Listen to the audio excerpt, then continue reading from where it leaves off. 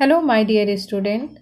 Like the half wave circuit, a full wave rectifier circuit produces an output voltage or current which is purely DC or has some specified DC component.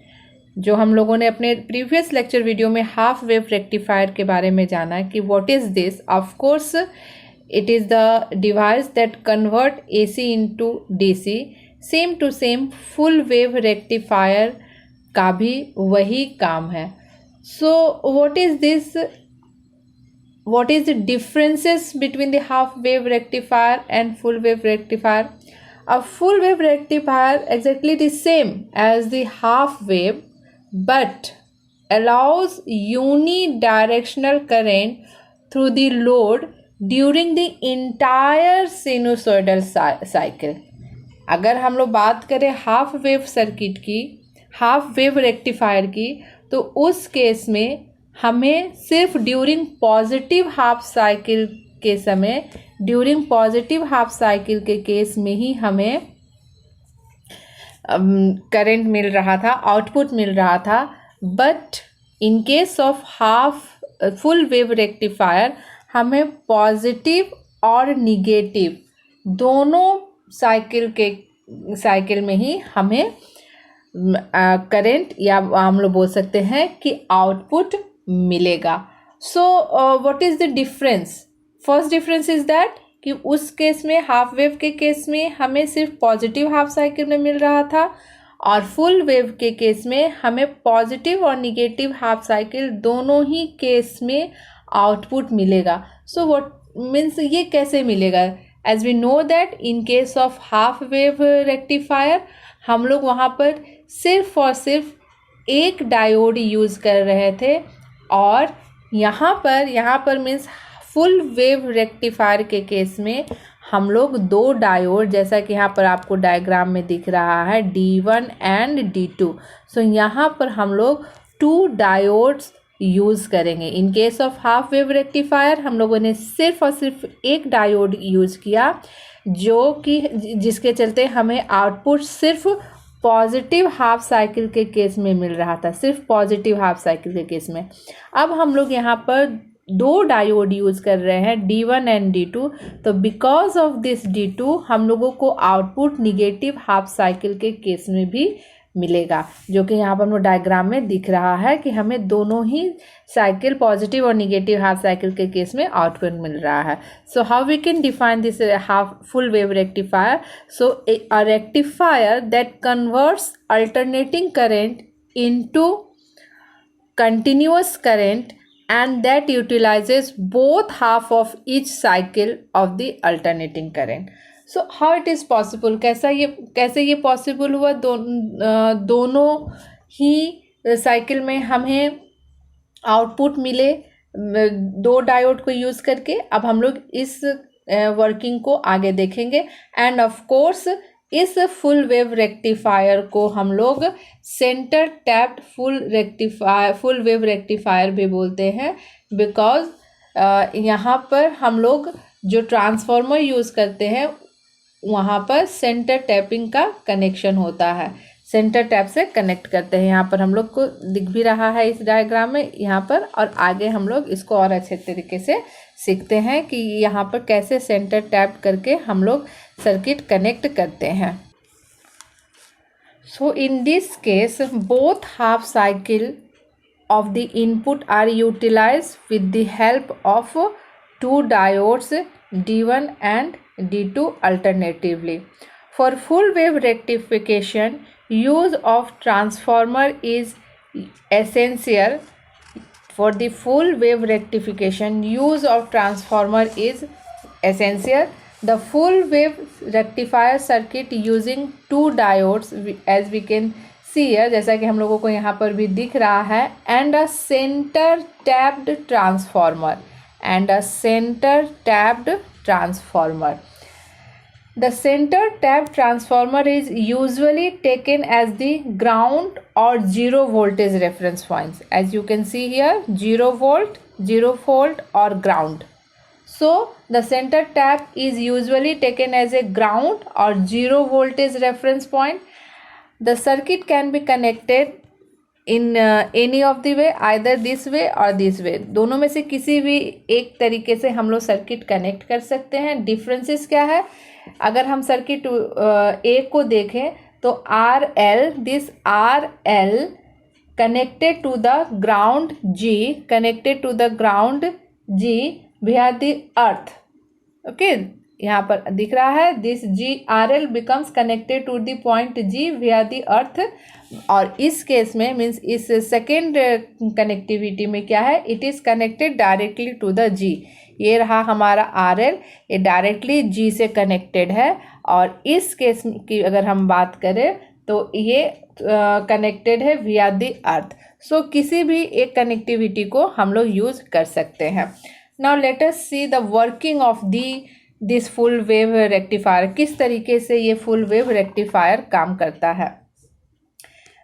When input AC supply is switched on, this is our AC input voltage. When it is switched on, the ends M and N, this ends of the transformer is secondary become positive and negative. First one it becomes positive and this becomes negative. And again next step में क्या होगा, during the negative half cycle ये हमारा negative हो जाएगा और ये हमारा निगेटिव हो जाएगा और ये हमारा पॉजिटिव हो जाएगा ड्यूरिंग निगेटिव हाफ साइकिल. ये अल्टरनेटिवली एक काम होते रहेगा.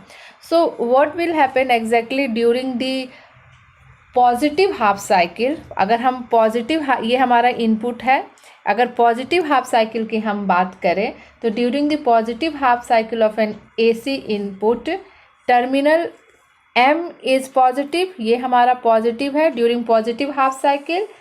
And G is at zero potential and N is negative.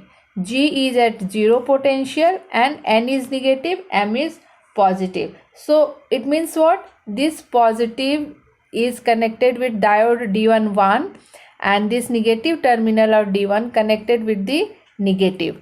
So this is in the forward bias. Diode D1 is in the forward bias. और ये पॉजिटिव टर्मिनल D2 की अगर हम बात करें तो D2 के केस में ये पॉजिटिव निगेटिव से कनेक्ट है और ये निगेटिव पॉजिटिव से कनेक्ट है. तो D2 हमारा फर्स्ट केस में means during positive half cycle के केस में ये फॉरवर्ड बायस है और ये रिवर्स बायस है. सो इस केस में डायोड 1 हमें आउटपुट देगा जो कि हमें इस फिगर में दिख रहा है और D2 जो है ये हमें आउटपुट नहीं देगा. अब क्या होगा, अब चेंज हो जाता है during the negative half cycle. During negative half cycle क्या हो जाता है, ये हमारा जो M इंड है ये निगेटिव हो जाएगा और ये पॉजिटिव होगा. मीन्स ये निगेटिव कनेक्टेड है, निगेटिव कनेक्टेड हो गया डायोड D1 के पॉजिटिव से और ये पॉजिटिव कनेक्ट हो गया D1 के निगेटिव से. तो ये हमारा रिवर्स बायस बन गया. और सेकेंड केस में क्या हो रहा है, मीन्स D2 के केस में ये पॉजिटिव कनेक्ट हो गया पॉजिटिव से और ये निगेटिव कनेक्ट हो गया निगेटिव से. तो D2 हमारा फॉरवर्ड बायस बन गया. Means during the negative half cycle हमें जो आउटपुट मिल रहा है वो because of the diode D2 D1 के चलते यहाँ पर हमें नहीं मिल रहा है.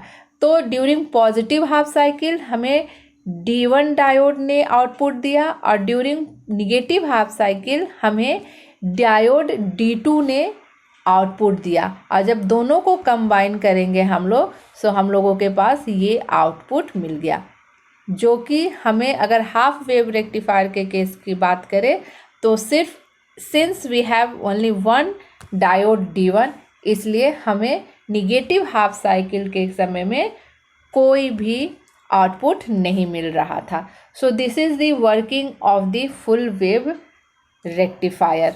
नाउ we will see कि what are the advantage of this full wave rectifier over the half wave rectifier. And of course for this we have to find out the VDS value, maximum voltage across each half of the secondary, or the main important thing we have to find out the ripple factor and efficiency. हमें half full wave rectifier का ripple factor find out करना होगा और efficiency find out करना होगा. देखना होगा कि इसका इफ़िशियंसी क्या हाफ वेव रेक्टिफायर से ज़्यादा है या कम है. अगर ज़्यादा है so of course it is better than half wave rectifier. और ripple factor means AC component कम है अगर हाफ वेव रेक्टिफायर से फुल वेव रेक्टिफायर में, so of course full wave rectifier is much better than the half wave rectifier. So in the same way, जैसे हम लोगों ने half wave rectifier के केस में कैलकुलेशन किया था, यहाँ पर भी हम लोग कैलकुलेशन करेंगे. VDC हम लोग फाइंड आउट करेंगे एंड इसका वैल्यू हो जाएगा 2Vm/pi. और जब हम वैल्यू पुट करेंगे so finally we have 0.9 volt, where Vm is what? It is the maximum voltage across each half of the secondary winding, and V can also be written as Vm/2, where V is what? It is the RMS voltage across the each half of the secondary winding. Then to find out the IDC, we have the formula 2Im/pi, 2 pi, and in place of Im we can write Vm/RL. So by putting all this value we have 0.636. Then next RMS value is 0.707 Im, and form factor can be find out by I/RMS/I average. So put all this value because we have already calculated, हम लोग already calculate कर चुके हैं I/RMS और IDC का value. इसे हम लोग पुट करेंगे तो हमारे पास फॉर्म फैक्टर आ जाएगा 1.11. Next the peak inverse voltage rating of each diode is 2 Vm. This is really very important. अगर हम लोग इस पिक इनवर्स वोल्टेज की बात करें तो हम इसे आप लोग ध्यान से समझना, बिकॉज इसको अगर हम लोग समझ जा रहे हैं सो नेक्स्ट लेक्चर वीडियो में जो हम लोग डिस्कस करेंगे फुल वेव ब्रिज रेक्टिफायर. यहाँ पर हम लोगों ने अभी हम लोग डिस्कस कर रहे हैं full wave rectifier. So full wave bridge rectifier जिसमें हम लोग 4 डायोड यूज़ करते हैं वो क्यों ज़्यादा अच्छा है फुल ब्रिज रेक्टिफायर से, that we can understand on the basis of this PIV, that means peak inverse voltage. peak inverse voltage जो है हमारा फुल वेव के केस में ये है 2 Vm. इसको हम लोग समझ सकते हैं कैसे ये 2 Vm है. It is maximum PIV means it is the maximum possible voltage across a diode when it is in reverse bias. PIV is what? It is the maximum possible voltage across a diode when it is in reverse bias. It is also written here inverse. So of course it is the maximum possible voltage across a diode when it is in reverse bias. Now consider the positive half cycle of the input AC supply when D1 acts as a short and D2 as an open. Since it is in reverse bias, a voltage Vm developed across RL. Voltage across D2 is equal to the sum of the voltage across the lower half GN, this one lower half GN of the transformer secondary and the load resistance. So the peak inverse voltage of D2 can be written as 2 Vm, and it is same we can explain this is same for the D1. So यहाँ पर peak inverse voltage क्या हो गया, ये हो गया 2 Vm. And जब हम लोग रिपल फैक्टर निकालेंगे इस फुल वेव रेक्टिफायर का, सो इन द सेम वे जैसा कि हम लोगों ने हाफ वेव रेक्टिफायर के केस में निकाला था, तो इसका फॉर्मूला हो जाएगा VRMS/VDC. VRMS का वैल्यू अभी हम लोगों ने फाइंड आउट किया और VDC का दोनों वैल्यू पुट करेंगे तो यहाँ पर रिपल फैक्टर आ जाएगा 0.482। हाफ वेव रेक्टिफायर के केस में था ये 1.21। सो of course in case of half wave rectifier ripple factor means AC का कंपोनेंट आउटपुट में ज़्यादा है फुल वेव रेक्टिफायर से, इसलिए full wave rectifier is better than half wave rectifier. And अगर इफ़िशियंसी की बात करें, जब हम लोग इफ़िशियंसी इसकी निकालेंगे तो P output by P input, इसका वैल्यू यहाँ पर पुट करेंगे और जब फाइनल कैलकुलेट करेंगे तो हमारे पास आएगा 81.2%। इसका फुल वेव रेक्टिफायर का इफ़िशियंसी है 81.2% और हाफ वेव रेक्टिफायर का इफ़िशियंसी था 40%। So on the basis of this value means ripple factor value and efficiency हम लोग बोल सकते हैं कि फुल वेव ब्रिज रेक्टिफायर जो not bridge full wave rectifier half wave rectifier से ज़्यादा बेहतर है। So thank you so much for watching this video. In our next lecture video we will discuss full wave bridge rectifier.